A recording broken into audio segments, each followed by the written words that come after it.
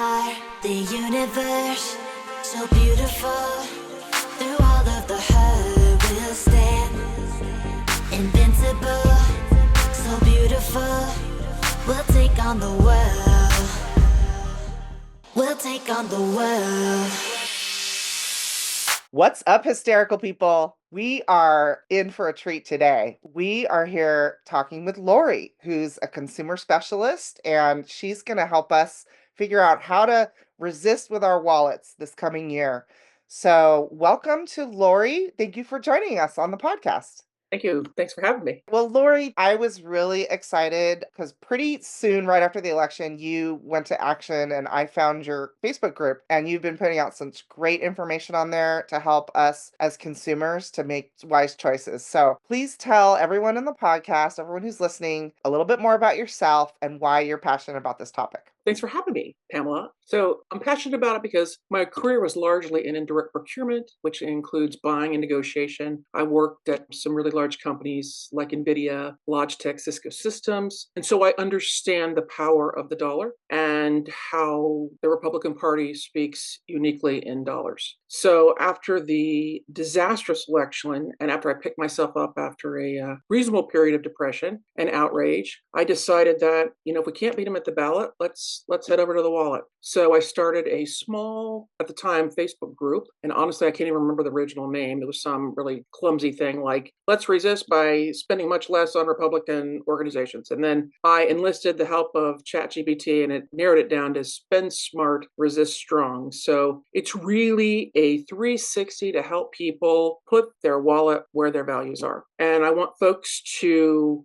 take inventory of where they're spending their money, understand their habits, understand how to break a habit. I want them to learn. And unfortunately, in this day and age, we are largely politically governed by corporate influence. But how can we identify corporations that are contributing to our malaise and our misery?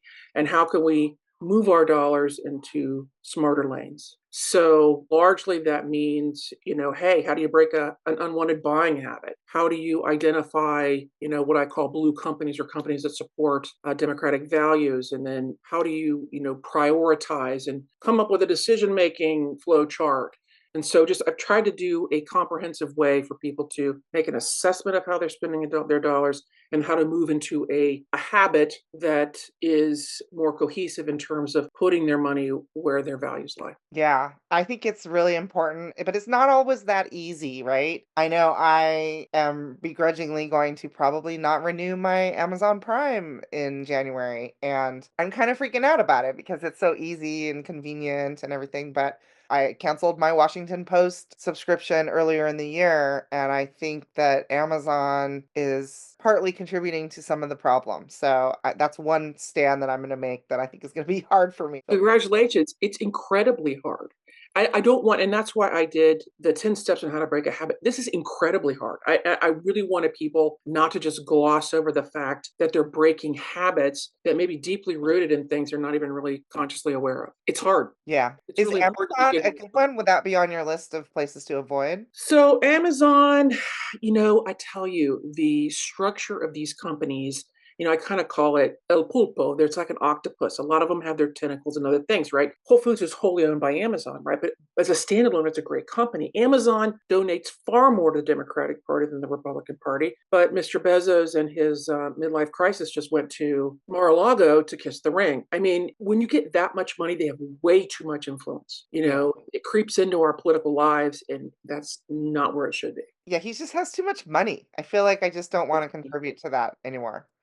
They got so much money. They've got a rocket measuring test. I mean, they're all trying to get to outer space while we have a garbage patch in the Pacific Ocean that's the size of France. I mean, it's nonsensical. It's really, I mean, I'm like a screenwriter and a filmmaker, and it's almost like you cannot make this stuff up. Like you could never come up with this weird dystopian future that we're actually in already. They're going to put the Onion out of business. I'm sure of it. I'm sure they will. Now, did the Onion, I think that fell through, but they were going to get all of Alex Jones's stuff. InfoWars, it fell through. InfoWars, it fell through. Yeah, that's depressing. That would have been fun. Anyway, hopefully they'll do something else good. Well, this is great, Lori. I'm really excited. So help us with some strategies on how we can be smart about spending our money. So, I mean, I think when you make these kind of, and I really would call it a large scale commitment. I mean, this is something that, and it really it depends on where you are today, right? The most important thing is take an assessment where you are, right? If you're going to label an unwanted habit, like just if you can journal for a week, like what you're doing when you're buying stuff. I mean, my super weak spot is at night at like 1 a.m. And I've got that crazy little app, that little Amazon Prime app on my iPad, and man, my little digit goes right to it. It's like bank, bank, bank, and I'm recognizing things that I'm missing in my life at 1 a.m. And so I got to fill in that gap, right? So you journal that for that first week. You journal like, when are you doing this? And then sometimes the whys aren't as obvious. Sometimes you don't really know, like, hey, gosh, I don't feel like I looking in my jeans. I really want to look better in a new pair of jeans.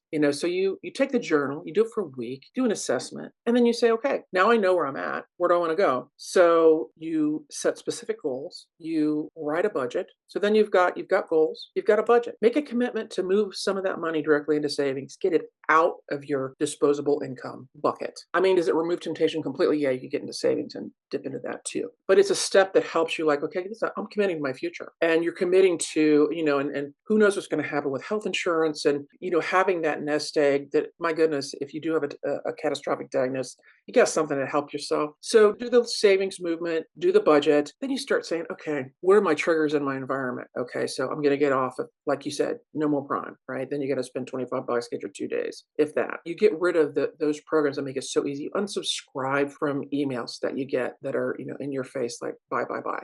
You get rid of the triggers that are causing you to do the things you really don't want to do. And then when you sort of figure that out, you do the best that you can, put in new habits. Like, for example, like at night, I've been watching Mike Flanagan's series of like Haunting of Bly House, the Fall of the House of Usher. I mean, I've been doing different things at night that like completely consume me, that keep me from, acknowledging, if you have to do a Stuart Smalley acknowledgement, like I'm good enough, I'm just so that you don't feel like that there's some unidentified need that you got to shop for. So then you go and you say, hey, okay, I'm going to build new habits. Or minimally, I'm going to occupy myself so that I don't do the things that I don't want to do. And then you reward yourself when you get 30 days into it, go for a hike, do something, go to a museum, and you will. I mean, I think we all sort of suffer psychologically when we're doing things we don't want to do. It just sort of erodes at our happiness. And that's why taking action is so important, because it'll be just like a chronic Groundhog Day with Donald Trump. Like, if you don't do something, you'll just wake up and you'll just be like, another day under the orange menace. Yeah. Here we are. I'm not doing anything. I'm just suffering. So, and I think then you reward yourself, and then you just keep tabs on how you're doing. But really, what's important too is be kind to yourself, right? If you make a 20% decrease in what you're buying in that first month, bravo. 30% next month, 40% again. I hate to harp on this, but it's changing a habit, and that's significant. Yeah, that's really interesting. Yeah, you definitely are approaching it like a habit, a bad habit that Hmm. it's like a diet or quitting smoking or Mhm. gambling or anything like that. In a way, you're right. And that it is going to take time, and so baby steps, and reward yourself for good Mhm. behavior. And yeah, that's really interesting. And I do think, although it's going to be a little bit tricky to measure, how much you're saving each month, but there's got to be a way we can measure the lack of spending, or somehow maybe just look for our monthly budget from month to month. Minimally, you can look at your savings account. Yeah, I feel like that is gonna be helpful for me to, like, calculate it and make an actual dollar amount that I'm saving, and then, like, be in competition with myself to, like, do better the next month. That'll help me keep going. Although I will say, we're recording this towards the end of December, and I have been kind of certainly telling people that we should buy big ticket items right now, like, before the tariffs go into place, like, buy a car if you need to, or refrigerator, big appliances. It's like, what are your thoughts on that? I mean, everybody's got to assess their needs, right? I mean, if you're buying a fridge because you want another extra cubic foot, I mean, maybe you can forego that. But if it's 10 toes to the moon and it's getting ready to conk out, then by all means get a refrigerator. When you get into sort of that the micro minutia, and like folks need to assess like, do I really need this? Yeah, if you think you might want something in the next 4 years, maybe it's better to get it now if you can, just I because think so. I mean, I gotta tell you, like he's like watching like a bad circus. I mean, he makes all these assertions and says all this stuff, kind of like Mexico buying, paying for the wall. How much of it's gonna come to fruition? I don't know. He has successfully put the Canadian government into turmoil and we're all freaking out. I just hope that he gets a real case of ADHD and doesn't do all the stuff he's claiming he's gonna do. But you're right. I think if you need something large, you're better off doing it before the halfwit hits the Oval Office. Yeah, totally. Oh my goodness. Yeah, it's gonna be interesting. Well, this is good, but I love the idea that we can take action, we can make choices. These are things we're gonna do anyway, spending our money, but we can just be smarter about how we do it. How are we evaluating companies? Because it's like we were talking earlier, it's like it's relative. There's no Mhm. absolutism, right? There's not somebody, maybe with the exception of Bare Minerals Cosmetics, I have not encountered any companies that just give to Democrats, right? I mean, one of the primary goals is to get money out of politics. I mean, when you Mm. look back to, 50, 60, 70 years ago, I mean, these large corporations didn't even exist. I mean, it was mom and pops, nobody was influencing politics in that way. And they can't give directly. I don't know if you know that. They give through PACs, they give through They super. go through the super PACs and stuff, Yeah, yeah. they go through those, and PACs are like employee voluntary donations, et cetera. So, we're looking at, we want minimal economic and political interference. And then you look at, okay, who are they given to? Most of these companies want to survive, right? They're going to be tossing money to both sides. Then we look at the ones that give more to the Democrats than they do the Republicans. So we're looking at, are they influential politically? Then we're looking at who are they given to, right? And so those two things. But before we even hit the corporate level, when you and I put a little flow chart, it like sort of a decision making flow chart to help people sort of decide between these values. Mm. Okay, once you decide that you have a need to purchase, I mean, can you make it? Can you borrow it? Can you buy it secondhand, right? We want these things to stay out of the hands of those companies that are influencing our politics. And so then you go local if you can. I mean, and preferably not a MAGA local for person. I mean, people have corrected me. I'm like, okay, I need to provide more data. Like, not a maggot, not a maggot, okay? And so you stay away from the local scourge, and then you hop once you identify a need, and you're like, can't get local, I can't make it, can't buy it secondhand. Then you skip to the big box companies. Then you Right. skip to the ones where, okay, are they influencing us politically? Then okay, they aren't. You go there first. Okay, they are. Then we look at who they're spending with. And so, like Costco, I mean, I got to tell you, Costco is a big surprise for me. I've been a huge Costconian for many, many years. I've always been because they like their CEO doesn't make much. Their part-time folks get bennies, and I've always been a big fan. But I was really shocked at how much money they give Republicans. Mm. Really shocked. The difference between Democrats and Republicans is not that big. Oh, don't tell me Not that. that big. I know. I was like, "You don't say." It was a They've been here. propped up by the left as the anti-Walmart, right? So, I think we all think that they are good or whatever, left. Well, I mean, and you gotta I mean, these resellers, I mean, a lot of their stuff's Chinese. I mean, they've gotta be just I mean, I think that's why Walmart got rid of their DEI program is because 'cause they're gonna be pleading against tariffs on Chinese goods. Right. I think most of what's in Walmart is Chinese. I mean, I don't think there's much American-made stuff at all. And so, I mean, they just pride themselves on, selling stuff so low that that's gonna make it really hard for them. That's interesting. That kinda makes me happy, though. It makes me really happy because they're big donors to the Heritage Foundation. They're big Yeah, donors I to mean, Budget 2025. They're surprised they me about Costco, but I know Walmart is bad. Yeah. Yeah, They I do. I was so shocked by Costco. Costco. Oh, that sucks. I'm not actually a Costco member, but I go there. I piggyback on my friend's membership. I But can tell anyway. you my favorite big box store is gonna be Target. It's gonna So be Target, okay, so that's good. So Yeah. Target is still sort of safe? Okay. And they've been really progressive and that they've been really supportive of the LGBTQIA community. I mean, they come out with pride merchandising events and They had that big back was that this year or last year? They had that big backlash because they had a bunch of rainbow they did, merchandise it was this year. this year. Yeah, they are bold. In theory, yeah, we should reward them for being bold in that sense. I do think companies are they going to be as bold now moving forward? There are so many individuals and maybe companies that are also obeying, ahead of time. That's not the right word, but people are talking about this kind of kissing the ring, proactively. Just not a good situation. for us to be in. I think, when it comes to these big retail companies, I mean, if they're reselling a bunch of foreign made things, they're going to be really panicked. I mean, the thing about Target, right, and with Costco, they do have a big grocery portion of their business, which a lot Right. of it's domestic, but they still resell a ton of stuff and largely made outside the US. To my knowledge, and I don't know, you may know differently, I don't think they've gotten rid of their DEI program like Walmart has, but if they sell a lot of foreign made things, they're going to have to be kissing the ring too, or scrambling, to figure out something else to sell. Yeah, it's depressing. But I think having clear actions and motivation to make choices, I mean, it's like the least we can do, but it is something we can do. Yeah, I can definitely cut off companies that I've been funneling money to, and I can help. I think definitely small businesses that are not MAGA, those guys are going to be our savior right now. I was doing some general searches in the beginning, like your Etsy's, where you have aggregators that are helping,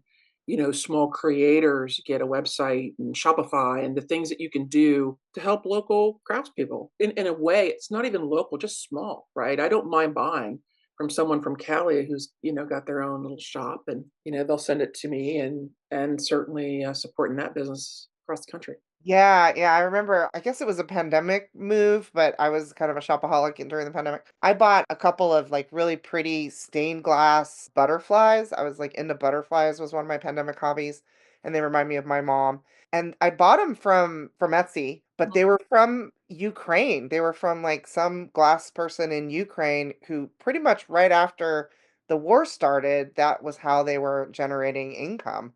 And I felt so good about that, that I bought several more and I really treasure them still. So yeah, I think that there's a lot of great stuff out there. Etsy, even just supporting like blogs and people who have, yeah, their own website with a Shopify or whatever to cut out the Amazons and the middleman in that sense, the distributor. So yeah, I think that's smart. So great. Well, this is wonderful. This is something that I've started doing recently is, consigning clothes, getting things from consignment stores, doing it that way, getting it secondhand, which is really just keeping the dollars in the local economy.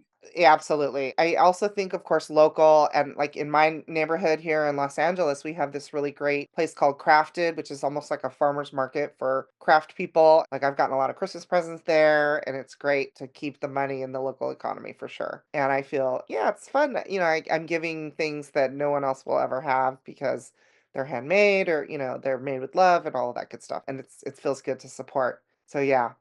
That sort of, sharing, that barter. Somebody mentioned this to me on the page, and I didn't really think about it. It's like really bartering, which is terrific. I mean, we have so much excess as we sort of, if you want to winnow down your supply of stuff, which I have an entire closet of crafting supplies. That's my Achilles heel. It's like letting people have stuff. It's like, hey, you've got this and that. I mean, bartering's not perfect, but it's a great way to share. And, I actually thought about this, and this is a little off topic, but I'll tell you.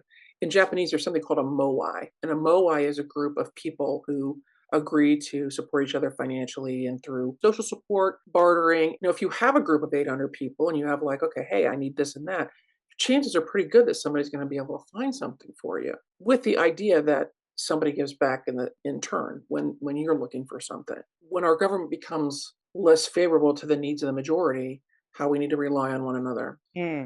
And, you think about like you had mentioned the oligarchy, and when you have a group of people really sort of governing for themselves, like the rest of us, how do we move forward living our lives other than trying to cut off their money supply? It's like we rely on each other. And you start using your soft skills. And it's building a community. I mean, I've seen a lot of people kind of become a little bit doomsday preppers in essence, but also talking about growing your own food.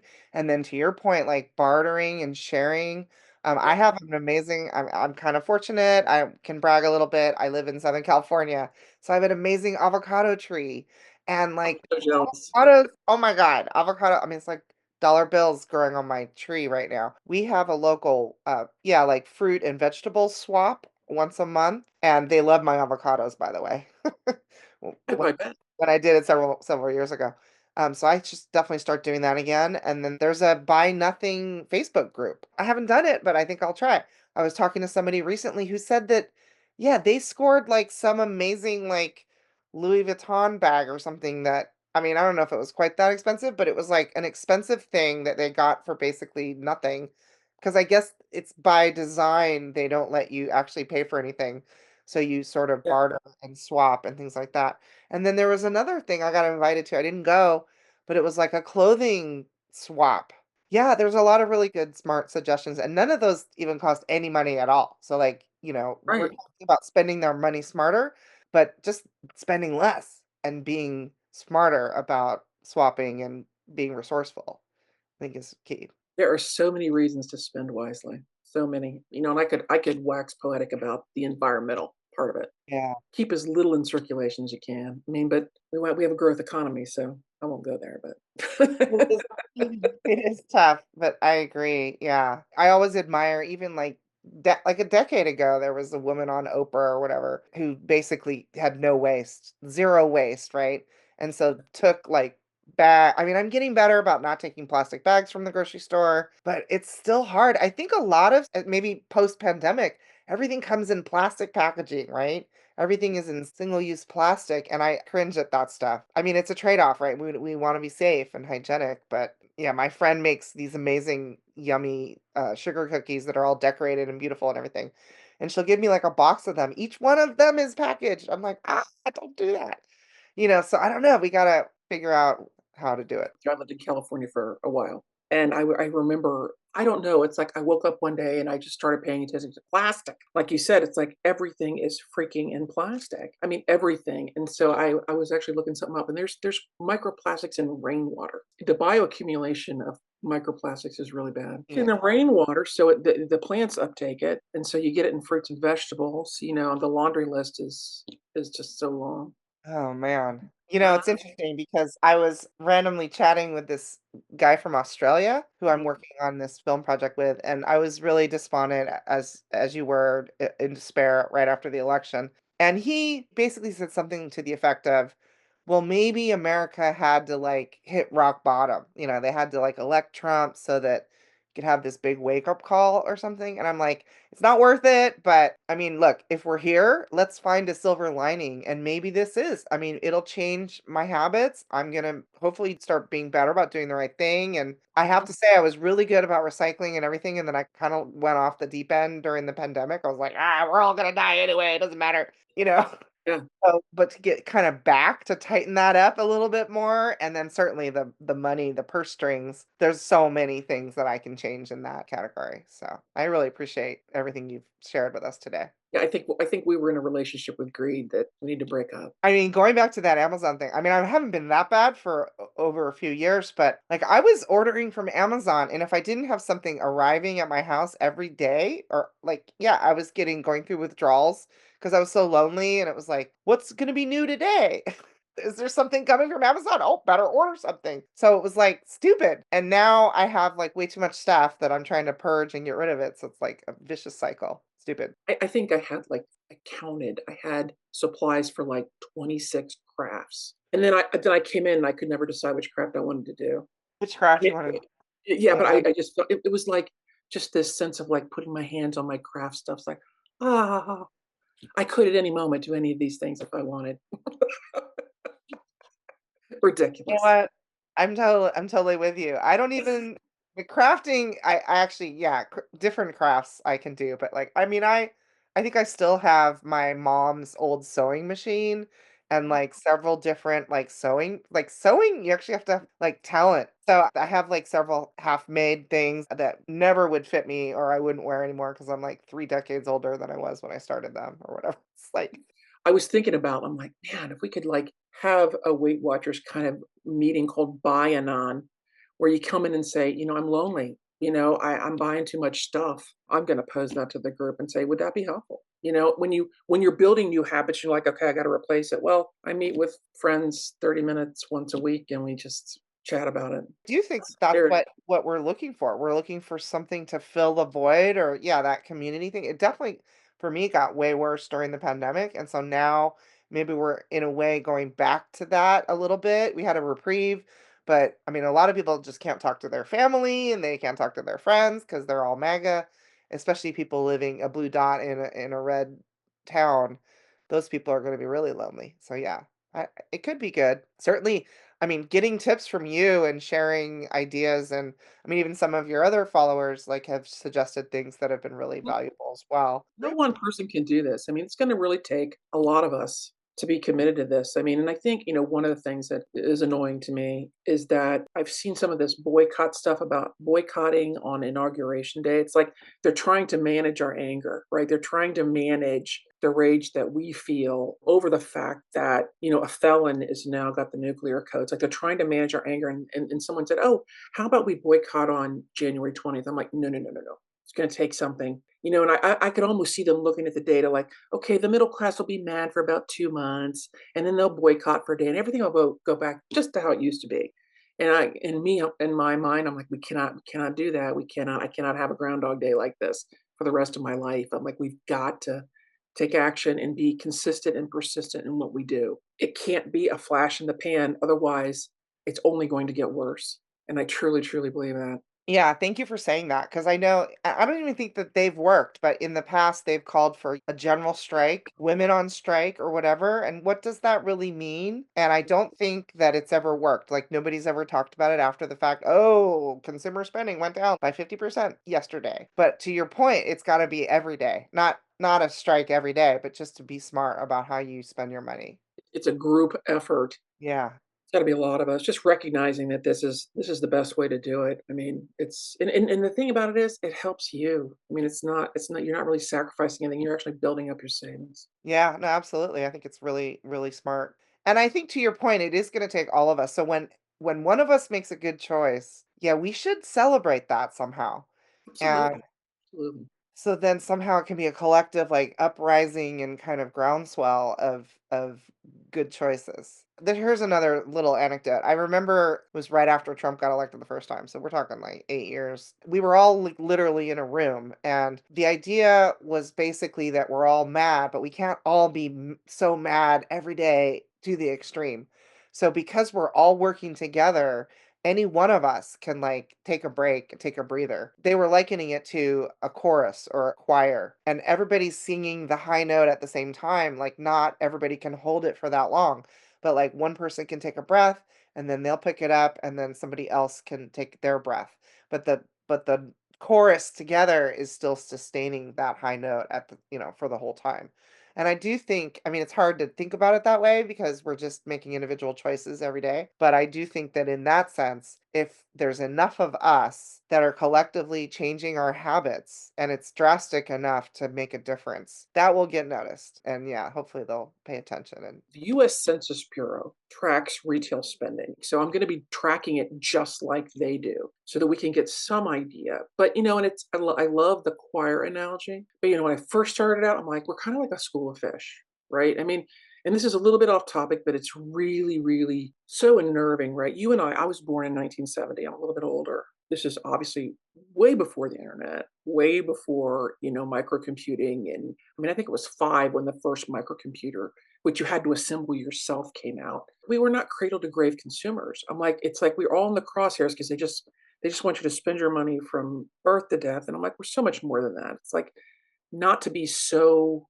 identified as a consumer versus just as a citizen and someone who's deserving of great social programs, a government that's well run. I mean, in a weird way, and I think I was reading something by Brene Brown. It's like there is such a thing as good entitlement, and like we are entitled to that. And I think that we need to take action because when you're mad without action, man, that's corrosive. It's like when you take action, you're like, listen, we're doing these little things so that we can, in a collective, in a school of fish, if you will, achieve this goal. yeah, School of Fish, choir. I think Yeah, that's same thing. and I think together we will all make these choices that will Yeah. affect, and the economy is what they're after. So if we Oh screw yeah, baby. today, that's gonna be good. It's gonna be fun. And the thing is, it'll be so decentralized. What will they do? They You can't do can't, it. you can't force people to spend money. Exactly. Can't Yeah, do smart. All right, I'm excited. We'll have to definitely check back in 6 months or a year or something like that. Absolutely. I'd love Yeah, to. cool. Alright, oh, wow, Lori, this has already been so helpful, but just wanted to give you an opportunity. Is there anything else or useful tools that you might recommend for us? Absolutely. So one of the things that I use, and I've gotten better at using it over time, is ChatGPT. And I would recommend if you're going to use it, it's easy to set up an account and then you just begin to ask questions. So, not to get too nerdy about it, it's what's called a large language model, AI. And so you go and you ask questions. And ChatGPT 4.0 is free and it will actually do some web searching for you. It's one of the tools that I use when I make recommendations to people. And certainly this is, like I mentioned earlier, this is a group effort. The more folks that can catch if I've missed something, the more eyeballs we have on this, the better we all will be. And so I'm a real advocate of ChatGPT 4.0. Yeah, I mean, we may as well use it to our advantage, right? Everyone else is using it for Absolutely. nefarious things, so help us beat them at the checkout counter. Exactly. That's a great tip. I'll definitely start thinking about that too. Let's grab them by the wallet. Let's yeah, let's do it. Awesome. Well, that's great, Lori. The Facebook group is Spend Smart, Resist Strong. Spend smart, resist strong. Yeah, definitely join the group because there's so much great information. I think daily you're posting some really good stuff that I've noticed. And I'll also plug the overreaction forum on my website, the Hysterical Society. And I would love it, Lori, if you would be willing to kind of lead the charge for the economic and consumer spending topic. And I'll set you up with that on the forum. And we're hoping to get a lot of people to kind of join in and have that be a centralized location for a lot of really good information about resisting in different ways. That'd be great. And if we could discuss that the resistance starts on January 1, 2025. Absolutely. So this episode is going to be out. That's my deadline to get it edited and released before then. So you can all start as your New Year's resolution. Start resisting with your wallet and spending smart. Sounds good. Awesome. Thank you so much, Lori. I really appreciate you joining today. It's going to be our year to reinvent ourselves and make choices that are going to change our economy. We want to form a government that reflects us. Absolutely. Maybe they'll frickin' start to listen Exactly. if we make the right choices with our wallet. All right. Thank you so much, Lori. This has been fantastic. This was so helpful and enlightening. And I know that our listeners are really going to be able to take action this year. You're welcome. We are excited to resist with our wallets. So thank you again for being here and helping us stay hysterical, everybody. We are the universe, so beautiful. Through all of the hurt, we'll stand invincible, so beautiful. We'll take on the world. We'll take on the world. We'll take on the world. We'll take on the world. We'll take on the world.